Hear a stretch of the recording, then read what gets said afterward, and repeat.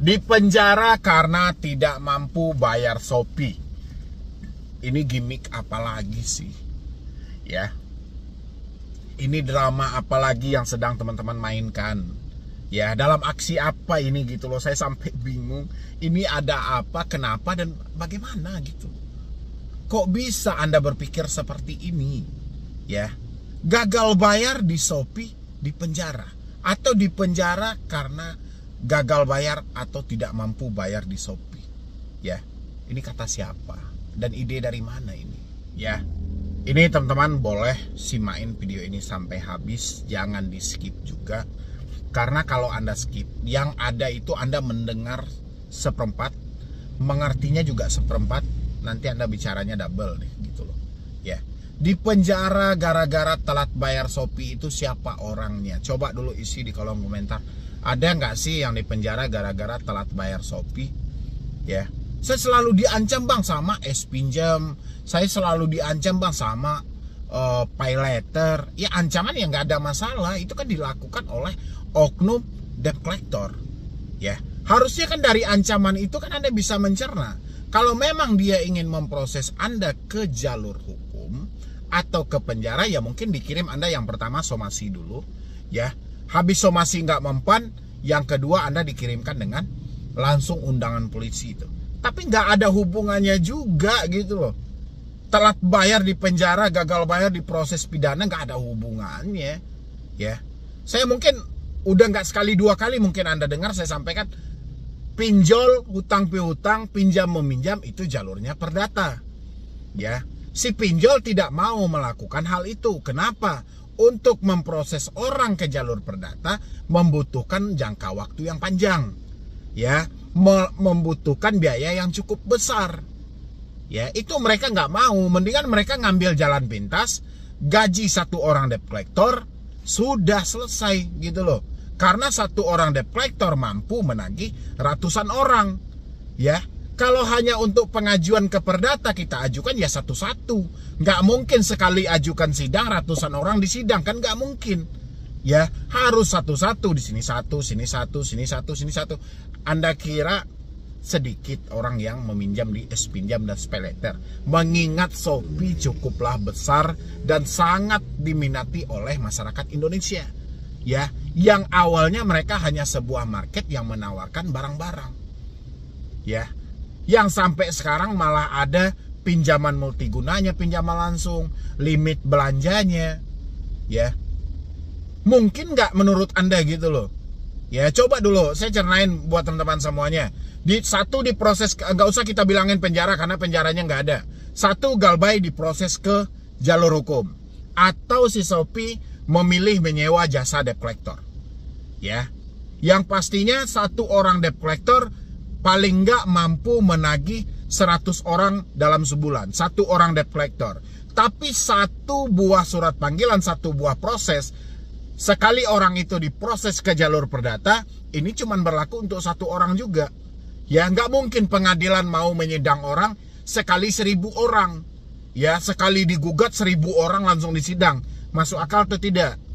Ya, dari sini aja dulu buat teman-teman semuanya yang selalu ditekan dengan proses jalur hukum. Masuk akal atau tidak? Ya, otomatis itu tidak masuk akal. Kalau si Shopee mau melakukan proses hukum terhadap nasabah mereka, harus satu-satu. Satu nasabah, satu surat panggilan dari pengadilan, atau satu daftar kasus. Ya, nggak mungkin sekali daftar ribuan atau jutaan nasabah langsung diproses. Nggak masuk akal. Makanya mereka lebih memilih menggaji debt collector yang UMR daripada harus memproses Anda ke jalur hukum. Ya, dari situ aja teman-teman kan bisa pikirin. Jadi nggak usah lagi ada gimmick, nggak usah lagi percaya akan gimmick hal-hal yang merugikan diri Anda sendiri tentang tidak mampu bayar di penjara, telat bayar di proses hukum, nggak usah lagi. Ya, hari ini kenali aja, Anda kan nggak mampu bayar, bukan nggak mau bayar. Kalau dari diri Anda, saya yakin Anda masih mempunyai itikat baik dan Anda ingin menyelesaikan, tapi keadaan nggak mungkin lagi, keadaan nggak sanggup lagi. Ya, kalau Anda sudah nggak sanggup, ya sudah.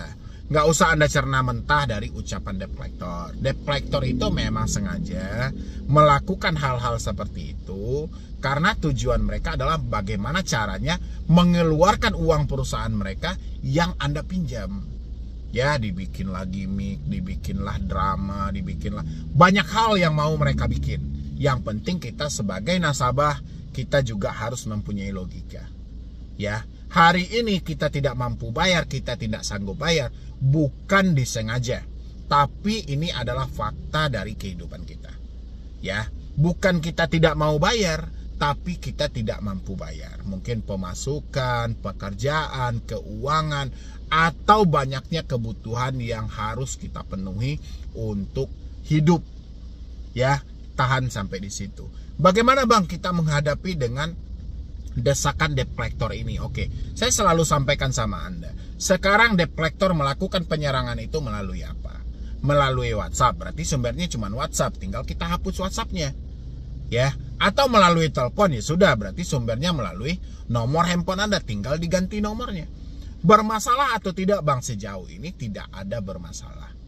Ya, kita itu menutup nomor, mengganti nomor atau menutup WhatsApp mempunyai alasan. Ya, kalau selama ini debt collector menagih dengan SOP, ya mungkin saja orang akan berkomunikasi selalu. Orang akan menyampaikan fakta yang terjadi. Tapi karena tidak adanya SOP, yang ada kita mengaktifkan nomor atau membiarkan WhatsApp malah bikin stres, malah bikin panik.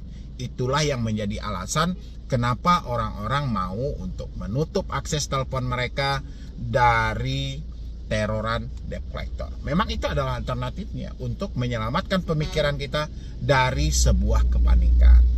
Ya, kalau teman-teman tidak melakukan hal ini, ya saya nggak tahu lah ya. Entah Anda bermental baja, entah Anda mempunyai logika yang tinggi, itu saya nggak tahu. Dan saya berharapnya sih kalau memang Anda tidak mampu menutup atau memutus komunikasi Anda, ya paling nggak Anda mempunyai logika yang tinggi yang mampu mencerna ucapan dari debt collector. Jangan sampai kita terhanyut karena tekanan dan ancaman debt collector. Kalau sempat Anda masuk dalam pengaruh ini, aduh, ya makin parah lagi dari ini gitu loh. Besar kemungkinan terjadi gali lubang tutup lubang, besar kemungkinan akan terjadi penjualan aset besar-besaran, atau Anda bisa terjebak menggadaikan rumah, mencari talangan dana sama tetangga dan orang sekitar. Banyak lagi kalau sempat Anda terpengaruh gara-gara ancaman dan tekanan. Makanya penting kita menggunakan logika yang lebih maksimal untuk menyelamatkan diri kita daripada kita masuk ke dalam jebakan atau permainan dari pinjaman online. Ya, sampai di situ teman-teman paham semuanya. Jadi intinya di penjara karena galbay bayar Shopee, karena galbay atau karena telat bayar Shopee, itu nggak ada. Ya, pahami buat teman-teman semuanya. Karena saya sampaikan juga terus bahwasannya hutang piutang itu adalah ranah perdata. Ya, ada keuntungan timbal balik dari si kreditur. Kreditur memberikan pinjaman terhadap debitur mengharapkan sebuah keuntungan, yaitu disebut dengan bunganya tadi. Ya, jadi unsur pidananya sudah gugur di situ. Lain hal ya di dalam tanda kutip lainnya, ada terdapat pemalsuan data. Ya mungkin nama Anda biasanya diawali dengan huruf A, Anda ganti dengan huruf E. Atau nomor NIK Anda yang tahun lahirnya 9, Anda ganti dengan 8. Itu bisa jadi itu tipu muslihat ya. Karena Anda memasukkan dokumen yang tidak sesuai dengan yang dikeluarkan oleh pemerintah. Itu beda hal lagi. Ya, tapi sejauh itu semuanya valid dan resmi. Anda nggak perlu khawatir, stop memikirkan galbay di penjara, telat bayar di penjara, itu nggak ada. Ya, jadi sekian dulu dari saya, Medi Broni. Wassalam.